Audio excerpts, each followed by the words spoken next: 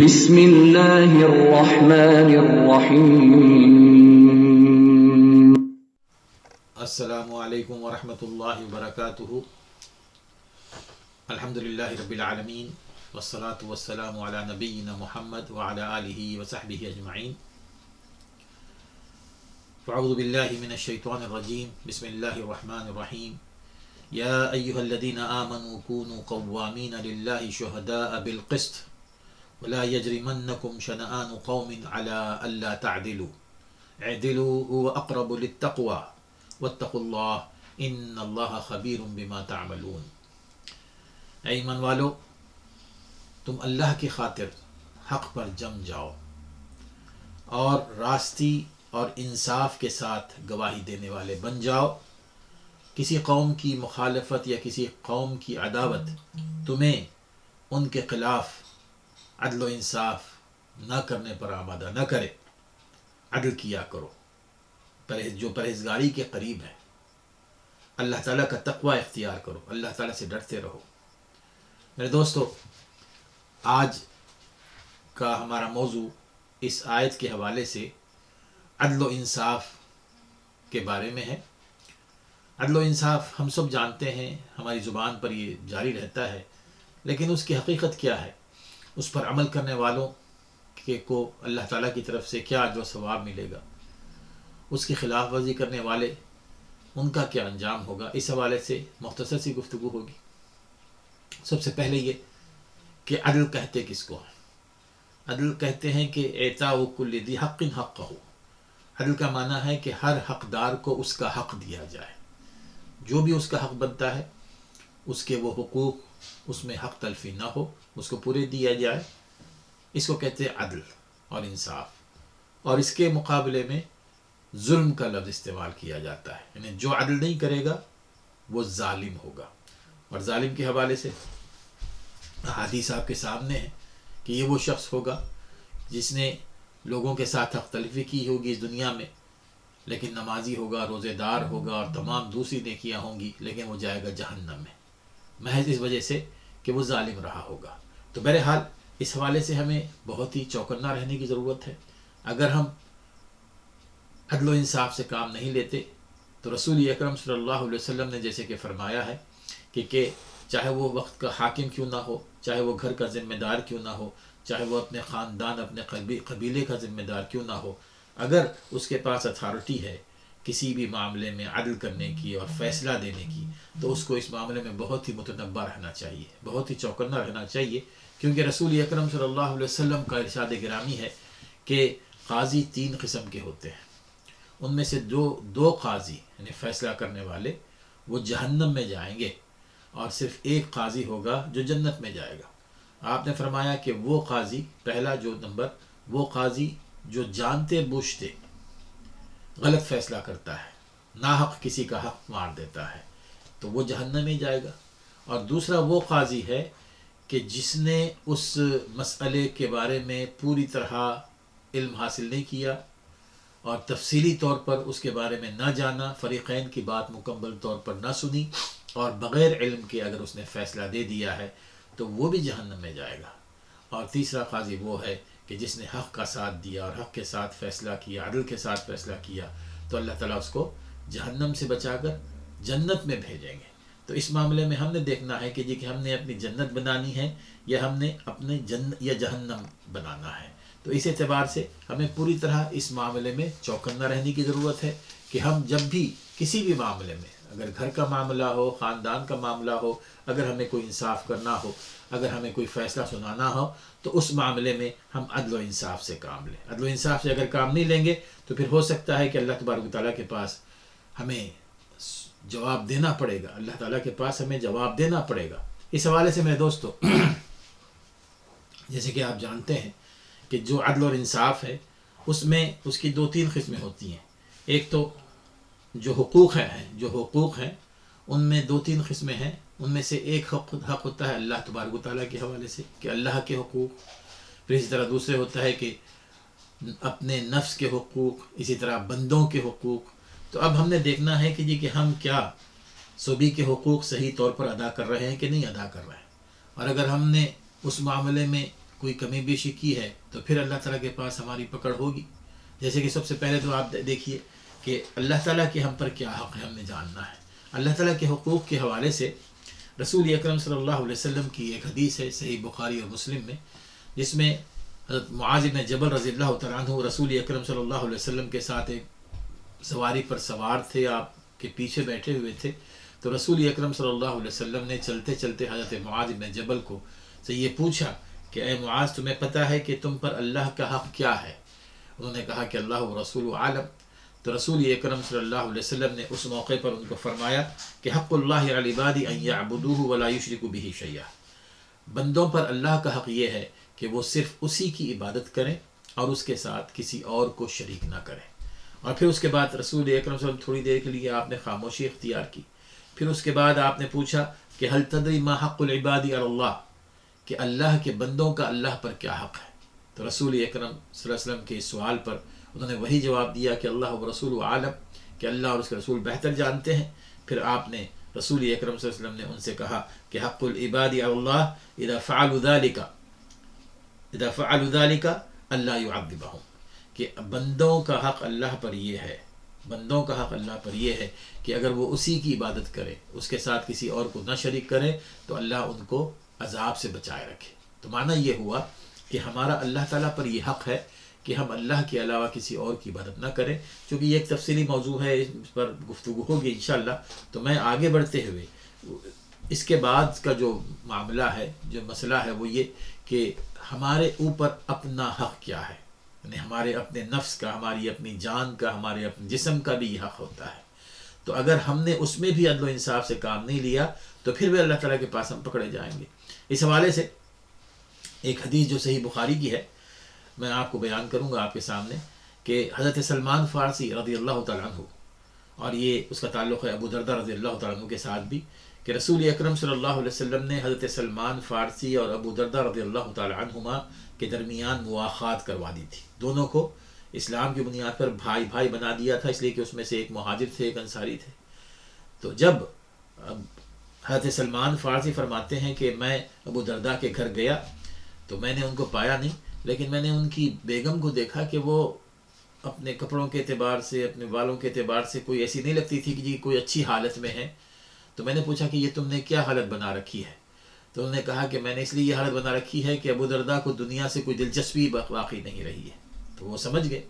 پھر ابو دردہ رضی اللہ تعالیٰ تشریف لائے تو انہوں نے سلمان فارسی کے لیے کھانا بنایا اور کہا کہ کھانا کھائیے. پھر سلمان فارسی نے کہا کہ تم بھی اس میں شامل ہو جاؤ. انہوں نے کہا کہ جی کہ نہیں، میں کھانا نہیں کھاؤں گا، میں روزے سے ہوں.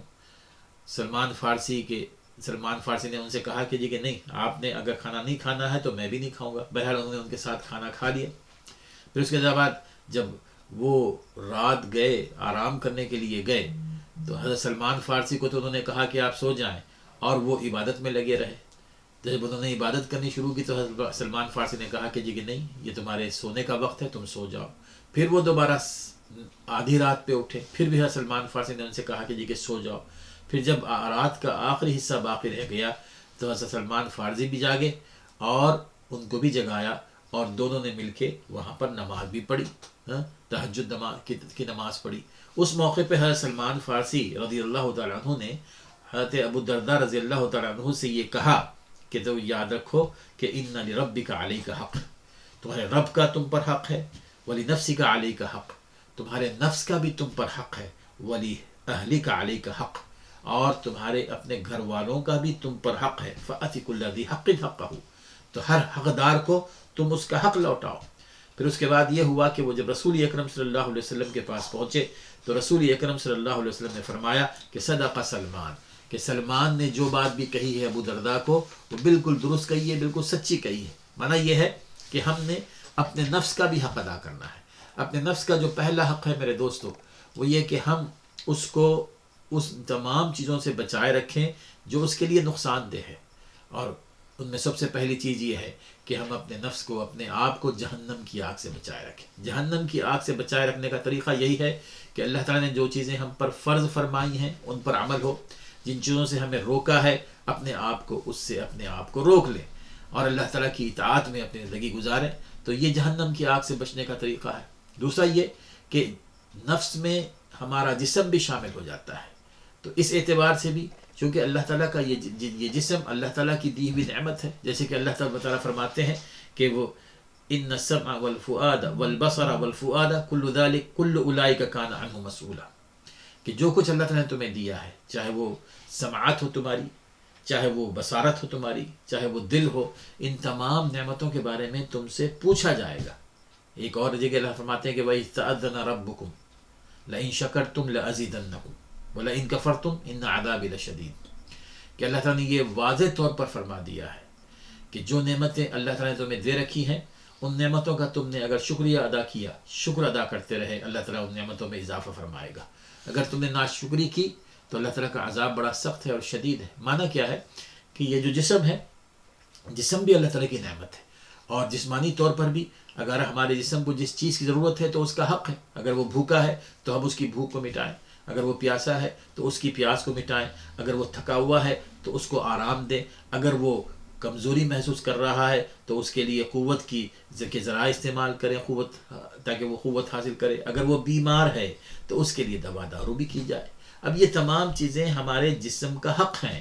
اگر ہم نے اس میں کوئی حق تلفی کی تو ہمارا جسم بھی ہمارے خلاف اللہ تعالیٰ کے حضور شکایت کرے گا. یہ بھی ہمارے ذہن میں ہونا چاہیے. اور اس حوالے سے جیسے کہ ایک حدیث آتی ہے جس میں عبد الرحمن بن ابی بکر رضی اللہ تعالیٰ عنہ یہ کہتے ہیں کہ ایک دفعہ میں نے اپنے والد سے پوچھا کہ آپ کو میں ہمیشہ دیکھتا ہوں کہ صبح اور شام آپ 3 دفعہ یہ دعا پڑھتے ہیں کہ اللہم عافنی فی بدنی، اللہم عافنی فی سمعی، اللہم عافنی فی بصری، لا الہ الا انت. اے اللہ مجھے میری حفاظت فرما، میرے جسم کے حوالے سے، اور میرے سمع کے کان کے حوالے سے، اور میرے بصر کے حوالے سے، یعنی میری زبان کے حوالے سے، میری نگاہ کے حوالے سے، کہ میری نگاہوں کی حفاظت فرما، اور میری سماعت کی حفاظت فرما، اور میرے جسم کی حفاظت فرما. معنی کیا ہے؟ تو اس میں رسول اکرم، تو انہوں نے پوچھا کہ آپ یہ دعا کیوں پڑھتے ہیں؟ تو ان کے والد نے ان سے کہا کہ میں دعا یہ اس لیے پڑھتا ہوں کہ میں نے رسول اکرم صلی اللہ علیہ وسلم کو پڑھتا ہوا سنا ہے. تو معنی یہ ہے کہ رسول اکرم صلی اللہ علیہ وسلم بھی ہمیشہ یہ دعا فرمایا کرتے تھے کہ اللہ تعالیٰ آپ کو جسمانی صحت عطا فرمائے. تو ہمارا بھی یہ کام ہے کہ نہ صرف دعا کریں، اور اس کے جو احتیاطی تدابیر ہیں، اور خاص طور پر آج کل کے حالات میں ہمیں وہ ساری احتیاطی تدابیر اختیار کرنے چاہیے. تو یہ وہ چیز ہے جو ہمیں پوری طرح خیال رکھنا چاہیے. پھر اسی طرح لوگوں کے حقوق کچھ ہم پر ہوتے ہیں، لوگوں کے بہت سارے حقوق ہیں، اس کا بھی ہمیں خیال رکھنا چاہیے، اس لیے کہ اس کے بارے میں پوچھ گچھ ہوگی. لوگوں کے حقوق میں جیسے کہ ایک حدیث آتی ہے، صحیح بخاری کی ہے، ان میں جو سب سے پہلے اولاد ہے، اولاد کے حقوق ہیں، اپنے گھر والوں کے حقوق ہیں. نعمان بن بشیر رضی اللہ تعالیٰ عنہ، انہوں نے، جیسے کہ انہیں کی روایت آتی ہے کہ انہوں نے اپنے ایک بیٹے کو نعمان بن بشیر رضی اللہ تعالیٰ عنہ کو ان کے والد نے کچھ ایسی چیز دے دی جو بہت ہی قیمتی تھی، بطور تحفہ ان کو دے دیا، بطور تحفہ. اس موقع پر نعمان بن بشیر رضی اللہ تعالیٰ عنہ کی والدہ نے اپنے شوہر سے یہ کہا کہ مجھے یہ منظور نہیں ہے حتیٰ کہ جب تک کہ تم رسول اکرم صلی اللہ علیہ وسلم کو اس کے بارے میں شاہد نہ بناؤ، گواہ نہ بناؤ. تو ان کے والد رسول اکرم صلی اللہ علیہ وسلم کے پاس تشریف لے گئے اور جا کر کہا کہ میں نے اپنے بیٹے کو یہ بطور ہدیہ میں نے دیا ہے اپنے بیٹے کو، اب میں چاہتا ہوں کہ آپ اس پر گواہ رہیں. تو رسول اکرم صلی اللہ علیہ وسلم نے ان سے پوچھا کہ کیا تم نے اپنی بچوں کو سبھی کو یہ دیا ہے یا صرف ایک بیٹے کو دیا ہے؟ انہوں نے کہا کہ میں نے صرف ایک بیٹے کو دیا ہے.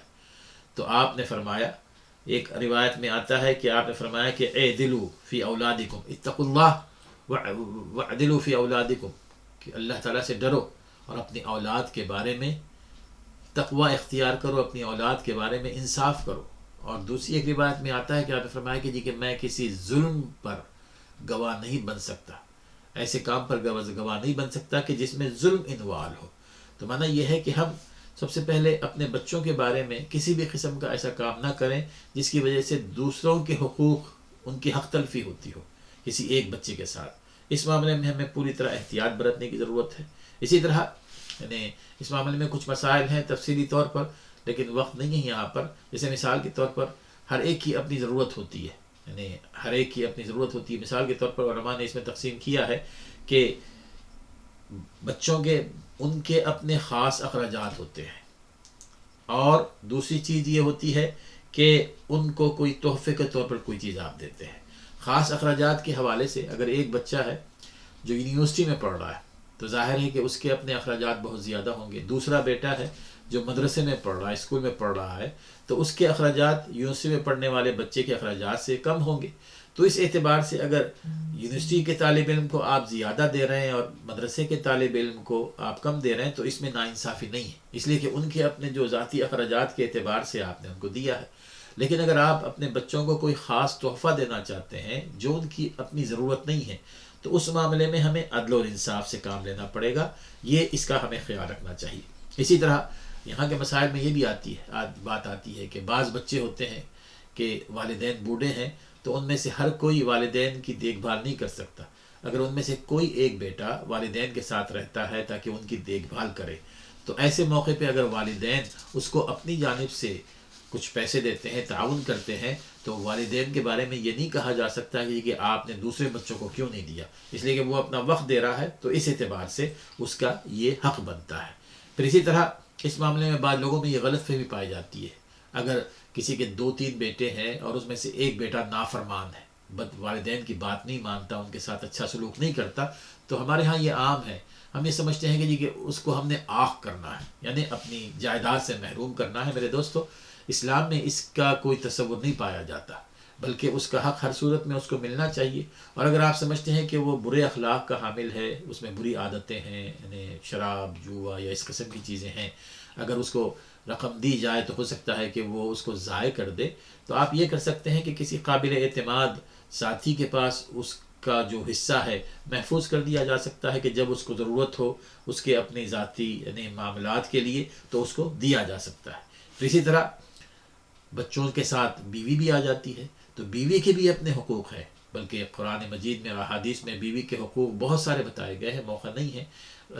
قرآن میں اللہ تعالیٰ فرماتے ہیں کہ وَعَاشِرُهُنَّ بِالْمَعْرُوفِ، کہ تم اپنی بیوی کے ساتھ انتہائی حسن سلوک کے ساتھ رہو، اس کے ساتھ کوئی ایسا سلوک نہ کرو جس کی وجہ سے اس کو کسی بھی قسم کی تکلیف پہنچتی ہو. رسول اللہ فرماتے ہیں کہ خیرکم خیرکم لأہلہ وأنا خیرکم لأہلی، تم میں سے بہتر وہ ہے جو اپنی بیوی کے ساتھ اچھا ہو.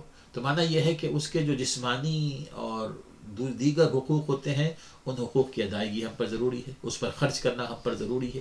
یہ اپنے بیوی کے حقوق ہیں. پھر اسی طرح اس کے علاوہ اپنے لوگوں کے حقوق کے ساتھ غیروں کے بھی کچھ حقوق ہیں. ایسے لوگوں کے ہو سکتا ہے کہ آپ کے وہ مخالف ہوں، لیکن اس موقع پر بھی ہم نے ان کے ساتھ انصاف سے کام لینا ہے. مثال کے طور پر رسول اکرم صلی اللہ علیہ وسلم کے پاس کچھ یہودی آئے اور آ کر انہوں نے شرارتاً رسول اکرم صلی اللہ علیہ وسلم کو سلام کرنے کے بہانے یہ کہا کہ السلام علیکم السلام علیکم.